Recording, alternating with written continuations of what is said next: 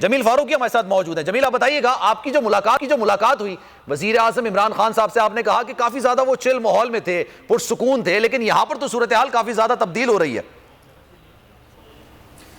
دیکھیں, انہوں نے ان کی جو باڈی لینگویج ہے اس سے یہ لگ رہا ہے کہ انہوں نے پارلیمان کی جو سپریمیسی ہے اس کو چیلنج ہوتے ہوئے نہیں دیکھنا ہے. وہ اگر توہین عدالت کا معاملہ آتا ہے تو اس کے پاس, ان کے وکلاء کے پاس اس کا جواب ضرور ہوگا.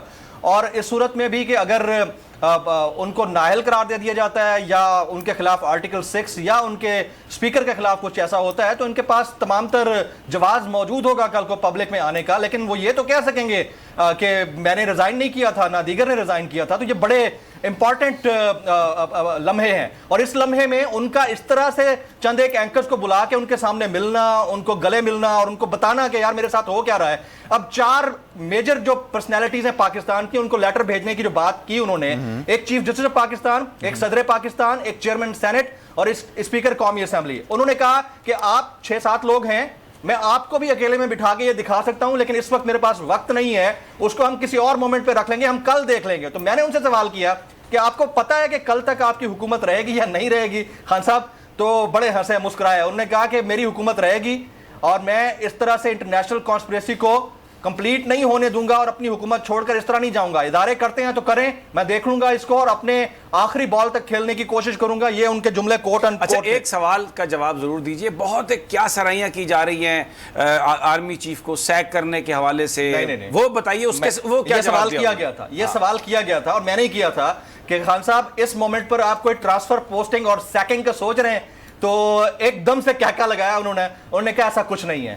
انہوں نے کہا ایسا کچھ نہیں ہے, جو لوگ یہ سوچ رہے ہیں یہ غلط ہے, اور جو لوگ یہ قیاس آرائیاں کر رہے ہیں وہ بھی غلط ہے. اچھا, اوورآل جو کرکس تھا ان کا تمام تر فوکس لیٹر کے اوپر تھا. انہوں نے کہا میں آپ لوگوں کو گواہ بنا رہا ہوں, تمام جو اس وقت جرنلسٹ بیٹھے ہیں, اور آپ لوگ نیوٹریلٹی کے ساتھ چیزوں کو رپورٹ کر رہے ہیں, اس کا شکریہ ادا کرتا ہوں, لیکن میں گواہ بنا رہا ہوں کہ کل کو اگر کوئی ایسی صورتحال بنتی ہے تو آپ لوگ بھی گواہ رہے ہیں, ملک کی 4 اکائیاں بھی گواہ رہے ہیں. اور اس کے اوپر کہ انہوں نے ایک کمیشن بنانے کا اعلان کیا تھا, کہتے ہیں اس میں بھی جو لوگ ہوں ان کو بھی میں گواہ بنا دوں کہ یہ ایسا ہو رہا تھا.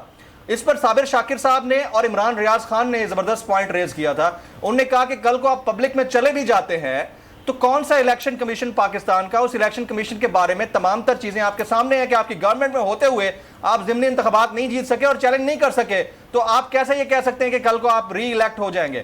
تو انہوں نے کہا کہ یار مجھے اس سے کوئی لینا دینا نہیں, جب میں کل سنڈے کو شام کو پبلک کو بلا چکا ہوں تو آپ اس کا ٹرن آؤٹ دیکھیے گا. تو میں نے ان سے یہ سوال کیا تھا کہ وہ ٹرن آؤٹ آپ کا پبلک کا ہوگا, لیکن آپ اپنی حکومت کو کیسے بچائیں گے؟ تو بڑے کراس ٹاک ہوئی ان سے.